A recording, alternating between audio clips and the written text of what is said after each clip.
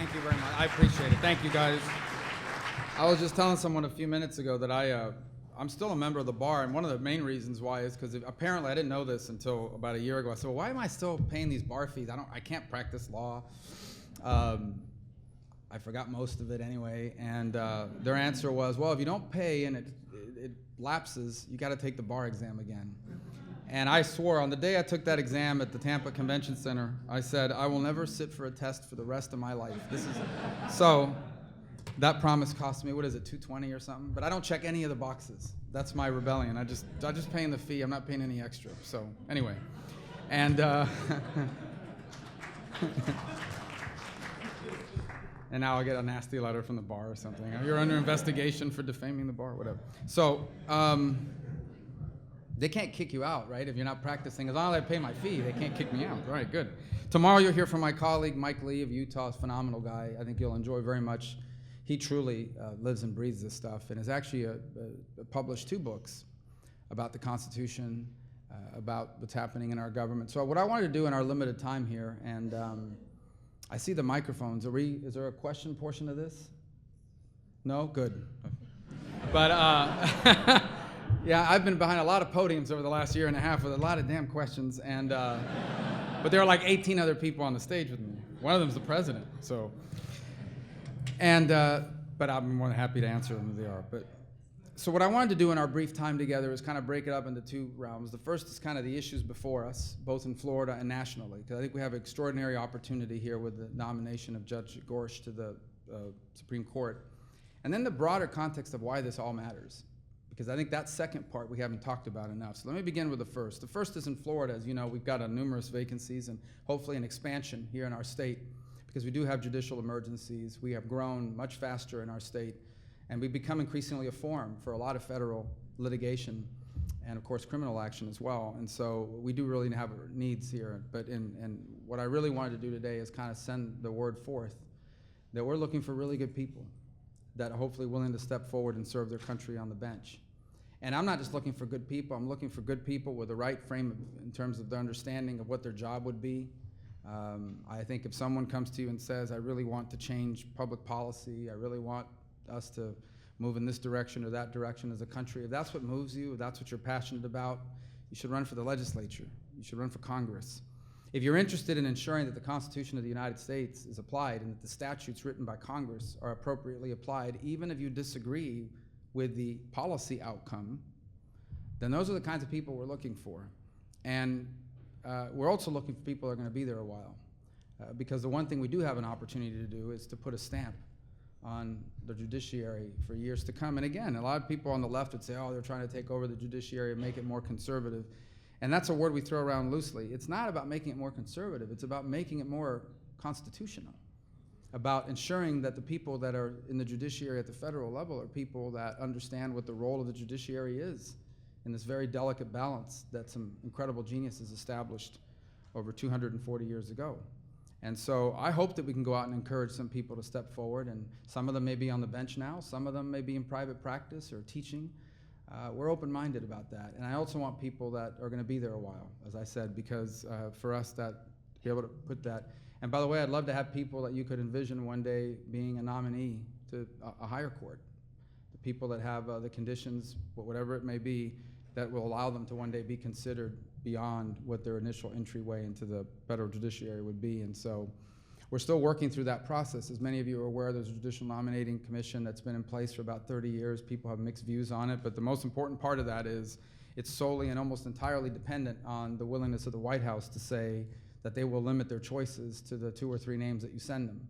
In the absence of that agreement, then the JNC really becomes an advisory panel, but doesn't have much weight, and it may even be a big waste of time. So it's not that the White House has said they're for it or against it. It's more along the lines of they're like been there 12 days. They've done a lot in 12 days, and they're going to be really busy over the next few months. So that my hope is that we can really encourage people that you may know, or maybe one of you, to think about the opportunity to do that in the years to come. Because we do. One thing is to advocate for the right choices. Another is to step forward and offer yourself as one of those right choices. And I do think public service is an incredibly rewarding and fulfilling experience if it in fact fits what's going on in your life and you're passionate about it. The second is the Supreme Court nomination, I believe, is an extraordinary educational opportunity for our country. And I find it disturbing that, by and large today in America, there is a fundamental misunderstanding of the role of the Supreme Court. I hear people come up to me and say, well, we want someone that's compassionate. And I like compassionate people. Or we want someone that's open-minded, and I like that too in people. And those are not bad attributes to have as a human being. They're actually pretty good attributes to have as a policymaker. And they certainly aren't things that would disqualify you from being on the Supreme Court, but quite frankly, they're not the job of the Supreme Court justice. And so when people think that we're appointing people because of the things they believe in, the most important thing they need to believe in is not a specific public policy outcome. It has to be whether they truly understand that their job is not to be a trier of fact, but a trier of the law. To look at the case before them and reach a conclusion about whether or not the government, in many cases that's the government being challenged, has the power to do what they did. And that's why Justice Scalia from time to time would reach these conclusions that ran counter to probably what his personal beliefs were. Because Justice Scalia understood that that wasn't his job. He may disagree with the outcome, but he was prepared to say that it was wrong. It's why I've always said to people when they talk about executive orders, look, I'm in favor of reducing the tax burden in America.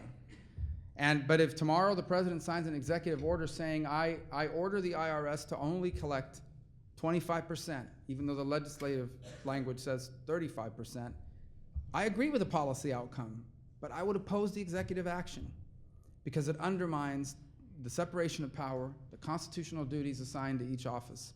And that's the kind of justices we need.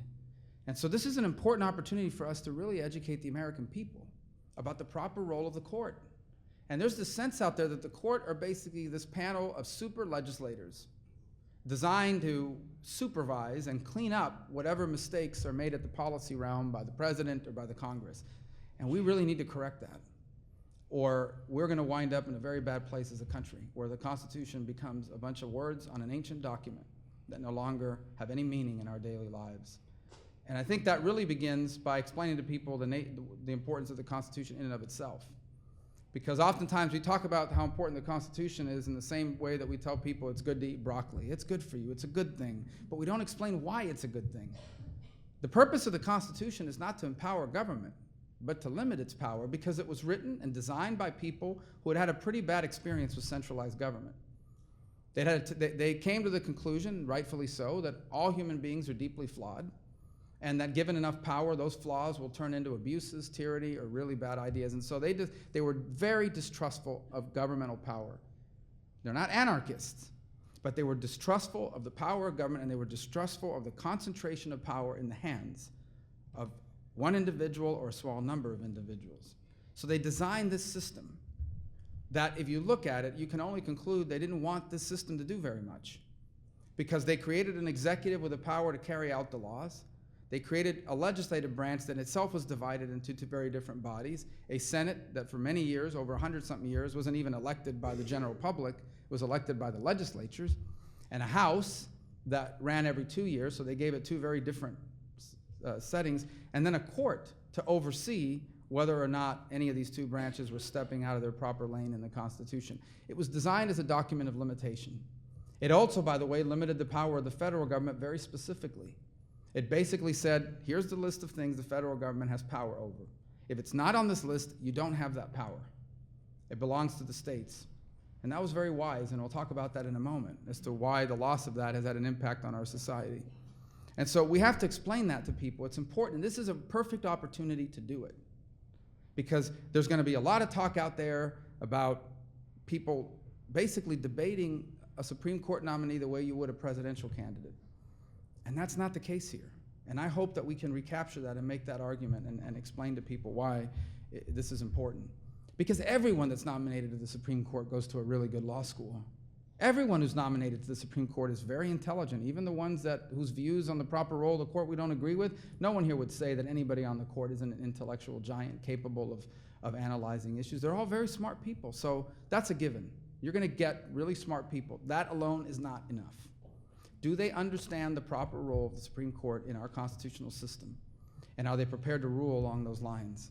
And that, to me, is what's essential. What I'm excited about this nomination is that if all things go well, I mean, this is a person who's going to be there for 30 years. That's a lot of presidents. That's a long time. That's 3 full terms of a presidency and beyond. Many of the people that will vote for his nomination will not be alive by the time he steps down from the court, if all things work out well.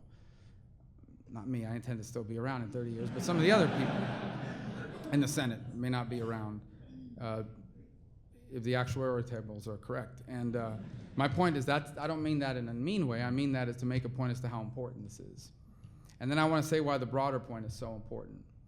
And if you look at where America stands today, the consolidation of governmental power has had a devastating impact on every aspect of our lives. And it really tracks right back to the loss of federalism, hence the name of this organization, the Federalist Society. I don't think this country has ever needed it more than it needs today. Because while we are still a country and we are united by some basic principles that should unite us, the great challenge of America is we've never been a nation founded on a common ethnicity or a common race, common religion, even a common background in terms of our ancestry. What's kind of united us as a nation is a commitment to an idea, the notion that all people have a God-given right to life, to liberty, and to pursue happiness. That's a very powerful idea, and by the way, a very revolutionary one, because up until about 200 some odd years ago, that notion didn't exist. Your rights were whatever the government said they were. And we created a system to protect that. But if you look at how diverse America is today, I would just say to you that the presidential campaign brought that to light. I would campaign during the week in Iowa, which is a great place, and then I would go to New York to raise money. The people in Iowa don't understand what planet the people of New York are from. And the people of New York don't believe the people from Iowa exist because they don't know anyone like them. That's how diverse our country is. Our problems are also diverse. And the notion that somehow we can design one-size-fits-all solutions for a country as complex and as diverse as ours is ridiculous.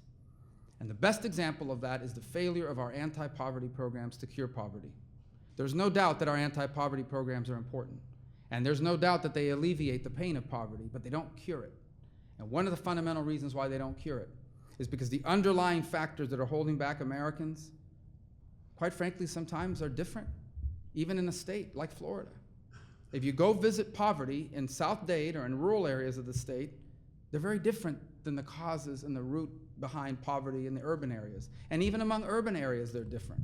And yet somehow we believe that this government in Washington, run by supposedly enlightened technocrats, is going to be able to come up with this perfect solution that applies just as good in San Francisco as it does in Mississippi. It's absurd. And the other thing that I would say is, it crowds out competition. It would benefit our society to have multiple jurisdictions, not just 50 states, but local entities competing with one another to see who can come up with the best ideas. Why is that competition good? I know a lot of good reasons. If you come up with a great innovation to your school system in Florida, people will move here. People move to Florida because we don't have an income tax. They move for the weather, but they move for no income tax. They move for a lot of reasons. People will move from one state to the other because that state has better policy ideas. And it's not like these states are being governed by dictators. They're being run by accountable, electable individuals. And if you don't, elected individuals, if you don't like the policy decisions made by the state legislature, you can vote them out of office. You can vote yourself a new governor.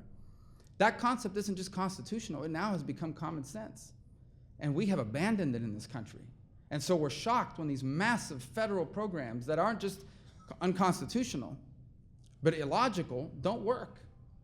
And so more than ever before, this nation needs a return to federalism, not because we're indifferent.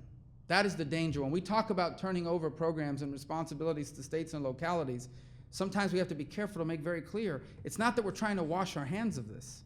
It's not that we're saying we don't care about these issues. If they're important, let the states figure it out. That's not what I'm saying.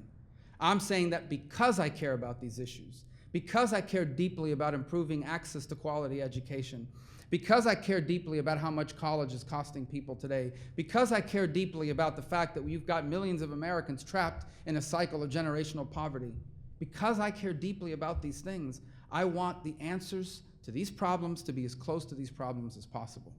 I want to bring the solution and the problem as close in proximity as I possibly can, because I believe that if you empower people at the state and local level to confront these issues, they're going to come up with creative solutions that work for them and may serve as a model for other places. But the judiciary is critical in all that. It's critical in all that because it has been, quite frankly, compliant, complacent, and in many ways cooperated with this centralization of governmental power. And you saw that in the Obamacare rulings, where so many provisions in that law are clearly in violation of the limitations on the federal government. But somehow they, nevertheless, on a 5-4 vote, our country now faces this massive program that is failing because it once again is trying to impose on a diverse country with a rapidly evolving economy a one-size-fits-all approach from Washington, D.C. And so the very concept of federalism embedded in our Constitution, defended supposedly in our court system, and adhered to by our legislators, has had dramatic economic and social impacts on our country. And so that's why this is so critical. That's why this is so important. And that's why I think this will have an enormous impact on the future of our country. And I hope we can get back to that point because we desperately need it. And I will close with this. There's a lot of negativity about the state of affairs in America today. I would say that no society as angry at one another as this one is can possibly prosper. You just can't. I don't care. You cannot find me an example of any nation in human history where 50% of the people hate the other 50% of the people and somehow they still do well. If you've got an airplane or a ship where half the passengers are fighting with the other half the passengers and the pilots jumped into the fight too, that plane's gonna crash and everyone's gonna die. Well, I'm not saying America's gonna die, but I am saying that this kind of deep divisions that exist in our society, where we no longer have debates about public policy, we skip that. If we don't agree with you on an issue, forget it. We don't even debate the merits of your idea. You're a bad person. You're just a horrible human being. Somehow we gotta walk back and off that precipice, and I think those of us in public office have a responsibility to be more cautious in the way we address issues and the way we talk about one another in that regard. But the other is this. If you think about where we stand today as a country, we are living through this extraordinary transformation, social and economic, and it isn't gonna stop. It's never gonna be the 1950s again. A lot of people on the left want it to be 1965 again. 1965 ain't coming back, nor is 1980 for that matter. Thank God, because what are those pants? Remember the big parachute pants? Some of you are too young to know what I'm talking about. They were nasty, man. Those things should be illegal forever. They're unconstitutional, actually. But we're not going back. We just can't. Whether we like it or not, we live in a global economy. Whether we like it or not, automation is here to stay. Whether we like it or not, America's strategic strength is in manufacturing things on the high end of the scale, and those jobs pay a lot more. That's just the way it's gonna be. We can fight against the future, but the future always wins. And so our challenge is, do we embrace that future? Do we address the problems that it's creating and benefit from the opportunities? Or do we allow it to leave us behind the way nations and societies and cultures have been left behind by changes forever? If you went back in a time machine 100 years ago, the most powerful nation on earth was Great Britain, unchallenged, unrivaled. Less than 100 years later, they're a fantastic country and a great ally, but they are no longer the most powerful nation on earth because the combination of wars and change left them behind. That can't happen that can happen to us. It doesn't have to happen to us, but it could. And so we have to confront these challenges and embrace these opportunities. And we don't have forever to do it. And that's something, and I don't believe that we can do that unless we return to the principles of federalism, until we decentralize the concentration of power at the federal government, until we begin to trust people at the local and state level through their elected representatives to find innovative and creative solutions to problems that government in Washington has failed to be able to solve, until we use our diversity not as something that divides us, but as something that strengthens us. Because diversity doesn't just mean that we like different music or different cities or hold different political views. Diversity also means you've got different ideas. Look at all these extraordinary innovations that people have come up with that are rapidly transforming our economy on a daily basis. They're a direct result of the fact that we are a diverse nation, where people are encouraged to think outside the box and are constantly dreaming about changing the world. And you may wonder, well, why does some people would say, what does that have to do with the federal judiciary and the courts and the Federalist Society and things they care about? Because at the end of the day, the reason why some of that was even possible is because we had a system of government that allowed that to be possible, that allowed, to the extent the government, that number one, understood the proper role of our government, and that is a limited role, not because we're indifferent, but because we care, and we understand that when government crowds out institutions in society, that could do a better job than we can, we put them out of business. When government competes with the family, when government competes with the faith community, when government competes with civil society, when government competes with all of these institutions that teach people how to be people, okay? Because laws can tell you what's legal, they can't tell you what's right. Values have to be taught and instilled. And when government competes with those institutions or crowds them out, they can't do that. And that's how you become a country where 19-year-old young men spray houses with bullets without any regard for what's happening. And so that's why the proper role of government is so important. We have a constitutional system that is designed to limit the power of the federal government, limit the power of government in general, and that always asks the fundamental question, is this the role for government? And if it is, what level of government is it most appropriately dealt with? And we've lost that balance. And I wish I could tell you that's because of the Democrats. It's because of both of them. Because even now, what most of the debates are about is the Democrats want to move us to big government, and the Republicans want a big government that works better than the big government. It's more efficient, costs a little less, but it's a big government nonetheless. Being against big government is not believing that we have issues we should address. It's believing that we do have issues that we address, and they're often best addressed by society. And if it's government that needs to address them, they're often best addressed by the school board, or the county commission, or the city council, or the state government. We've got to get back to that, and we will need a judiciary that believes that in order to achieve that. And that's why it's so critical that we continue the activism that you've made in allowing Florida to become a model for the country of how we can get people that believe in these concepts to be willing to step forward and serve their country on the bench. And so I thank you for all you've done and continue to do. I look forward to working with many of you in many different capacities. And I hope that even as I'm talking to you here now, there might be a couple of you that will soon be before us as a potential federal judge. If you've lost your mind and you want to be that, it's a good job. Yeah. No, I'm kidding. I'm joking. I hope that I can encourage you to pursue that path, or maybe an elected office. But if you have the time and you have the passion and you have the circumstances in your life that allow it, I hope some of you will be interested in serving your country in public office, whether it's on the bench or in elected office, because our nation desperately needs people of strong principles and values to step forward and serve us at this critical time. And my last parting thought is, I think we're going to be okay. It's going to be rough. It's always been. We've never had an easy time in our history. The 60s were rough. The 70s were rough. You know, gas lines, Watergate, disco music. These were tough things that we had to confront. And, but we've always had generations willing to step forward and do what needs to be done. It's just our turn. And I believe we can, and I pray that we will. And if we do what needs to be done, we're going to be able to leave our children and grandchildren as the freest and the most prosperous Americans that have ever lived. And that, to me, is a prospect that excites me and drives me. It's one of the reasons why I changed my mind and decided to run for re-election. And I hope it's one of the reasons that will encourage some of you to decide at the appropriate time in your life to step forward and serve your country in public office in the capacity that you best see fits. So thank you again for the chance to talk to you. Thank you.